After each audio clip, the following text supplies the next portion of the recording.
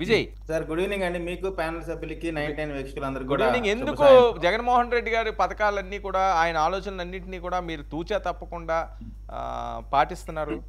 మీకు కొత్తగా ఆలోచనలేం లేవా కూటమి పార్టీలకి? సార్, జగన్మోహన్ రెడ్డి గారి ఆలోచనల్ని అమలు చేసే అంత అమాయకులమా మేము?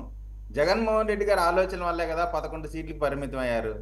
మీరు సర్పంచ్‌లు ఎవరో తెలుసా అంటున్నారు. కనీసం ఆంధ్రప్రదేశ్‌లో ప్రజలకి ఏ శాఖకి ఎవరు మంత్రో కూడా తెలీదు. అన్ని శాఖల రిప్రజెంటేటివ్ సజ్జల రామకృష్ణారెడ్డి గారు. కాబట్టి ఇక్కడ ప్రజాస్వామ్యం, గ్రామ స్వరాజ్యం అంటే జగన్మోహన్ రెడ్డి గారి పరిపాలన అనేది సరే. ఇప్పుడు లక్ష్మణ్ గారు కొత్తగా వెళ్ళారు కాబట్టి ఒకటే గుద్దుడు ఏదైనా సరే చివరికి అనంత బాబును కూడా వెనకేసుకొస్తున్నాడంటే నేను అది చూడలేదు ఇది చూడలేదు అంటున్నారంటే ఇక దానికి మనం చెప్పడానికి ఏం లేదు, నవ్వటం తప్ప. ఇక్కడ ఇందాక మీరు ఏదో చెప్పారు కళ్యాణి అని, ఇప్పుడు కరాటే కళ్యాణి గారినా వైసీపీ కాదు కాదు కదా, విడిది కళ్యాణి అని. Okay okay. ఆవిడకి ఏమి సార్, ఇచ్చారు ఇక్కడ అంటే రాజకీయ పార్టీ ఒక నిరంతర ప్రక్రియ అండి. పార్టీని నిర్మాణం, పునర్నిర్మాణం అనేది నిరంతర ప్రక్రియ.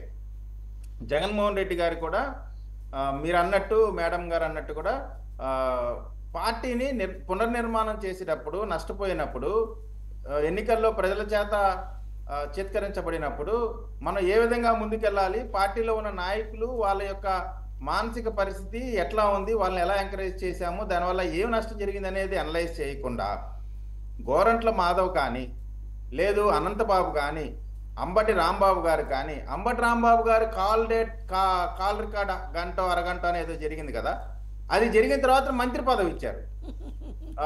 గోరంట్ల మాధవ్ ఇష్యూ జరిగినప్పుడు ఆయన్ని మొదటనేమో సజ్జల రామకృష్ణ గారు తీవ్రమైన చర్యలు ఉంటాయి, అసలు బాధ్యత వారిని అసలు వదిలే పరిస్థితి లేదన్నారు. చివరికి ఏంటి తూచన్నారు. అలానే అవంతి గారు అంటే అసలు ఇంకా దారుణం, అత్యంత అన్యాయమైనది ఏంటంటే జగన్మోహన్ రెడ్డి గారు ప్రభుత్వం పడిపోవటానికి ఒక 20% అనంతబాబే కారణం. ఆ రోజున సుబ్రహ్మణ్యం అనే డ్రైవర్ యొక్క హత్య జరిగిన తర్వాత, అతని డోర్ డెలివరీ చేసిన తర్వాత ఎంత దారుణం అంటే నాకు అర్థం కాలేదు ఇప్పటికి కూడా. ఆ కేసు ఇన్వెస్టిగేట్ చేసిన పోలీస్ ఆఫీసర్లు కానీ వాళ్ళని ఇంకా ఎందుకని ప్రాసిక్యూట్ చేయట్లేదో, మరి పోలీస్ యాక్షన్ తీసుకోవట్లేదో నాకు అర్థం కావట్లేదు. ఆ రోజు ఉన్నటువంటి ఎస్పీ గారు ప్రెస్ మీట్ పెట్టి గౌరవనీయులైన అనంతబాబు గారు ఒక్కరే హత్య చేశారు, వారొక్కరే చేసి, ఒక్కరే ఎత్తుకొని, ఒక్కరే కారులో పెట్టుకొని, ఒక్కరే అంటే ఒక చనిపోయి ఒక మనిషిని చంపి డెడ్ బాడీని తీసుకొని ఇంటికి ఒకడే వచ్చాడంట, అతను ఒక్కడే ముద్దాయంట. అటువంటి నేరస్తుల్ని ఇంకా 3 నెలలైంది మా ప్రభుత్వం వచ్చి, ఇక ముందు ముందు యాక్షన్ తీసుకుంటారేమో నాకు తెలియదు. కానీ అంటే ఇట్లా వీళ్ళందరినీ కూడా మోసుకొచ్చారు.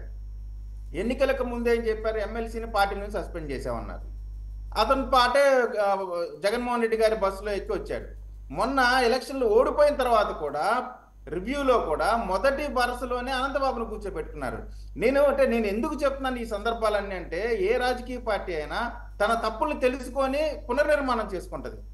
మరి జగన్మోహన్ రెడ్డి గారి పార్టీలో ఆ విధమైనటువంటి సంస్కృతి నడవట్లేదు. మళ్ళీ మేడం గారు చెప్పినట్టు పాత సీసాలో కొత్త సారా పోసుకునేది నడుస్తా ఉంది. సరే, ఇది వారి యొక్క పార్టీ అంతర్గత విషయం. వారు ఎన్ని తప్పులు చేస్తే అంత మాకే మంచిది కాబట్టి అది సరే, వారి ఇష్టం. ఇక్కడ ప్రధానంగా గ్రామ స్వరాజ్యాన్ని గురించి మాట్లాడాలంటే, అసలు గ్రామం అనేదాన్ని, స్వరాజ్యం అనేదాన్ని, ఆంధ్ర రాష్ట్రంలో స్వేచ్ఛ అనేదాన్ని మర్చిపోయినటువంటి పరిస్థితి ఈ 19 నుంచి 24 వరకు. మీ సేవ ద్వారా కూడా సర్టిఫికెట్లు వచ్చినాయి. సర్టిఫికెట్లు ఒక్కటే గ్రామ స్వరాజ్యం కాదు. గ్రామ స్వరాజ్యం అంటే చాలా ఉంటాయి. కేవలం ఆ సర్టిఫికెట్ ఒక్కటే కాదు. సర్పంచ్ అనే అతను ఇండియన్ ప్రెసిడెంట్ కంటే కూడా బలమైన వ్యక్తి. అటువంటి సర్పంచ్ వ్యవస్థని నిర్వీర్యం చేశారు.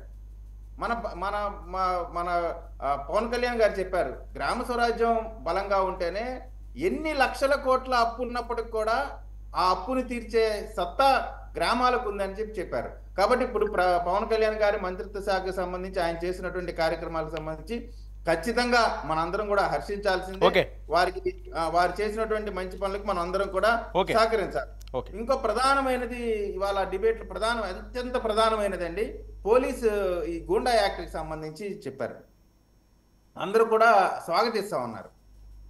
ఏ ప్రభుత్వం అయినా సరే గెలవటానికి కానీ ఓడిపోవటానికి కానీ ప్రధాన పాత్ర పోషించేది పోలీస్ డిపార్ట్మెంట్. పోలీస్ డిపార్ట్మెంట్కి అపరిమితమైన అధికారాలు ఇస్తే వారు ఖచ్చితంగా వారికి ఉన్నటువంటి పవర్ని మిస్యూజ్ చేసేటువంటి అవకాశం ఉంది. నేను మొన్న ఈ మధ్య మా గుంటూరులో, మా ప్రభుత్వమే కదా, మా గుంటూరులో పోలీస్ వ్యవస్థ ఎంత గట్టిగా పనిచేస్తుందంటే 10:30కే వచ్చి హోటల్స్, మామూలు రెస్టారెంట్స్ మూపిస్తున్నారు. అక్కడ ఉన్న వాళ్ళని కొడుతున్నారు. ఏంటి బాబు ఎందుకు కొడుతున్నారు? ఇది ఏంటంటే 10:30 తర్వాత షాపులు, రెస్టారెంట్లు తెరవకూడదు అంటున్నారు. అంటే పోలీసులకి కొంచెం చనువిస్తే నెత్తినెక్కుతారు. అట్లా అని పోలీస్ వ్యవస్థ లేకుండా వ్యవస్థలు నడవు. పోలీస్ వ్యవస్థ చాలా గొప్ప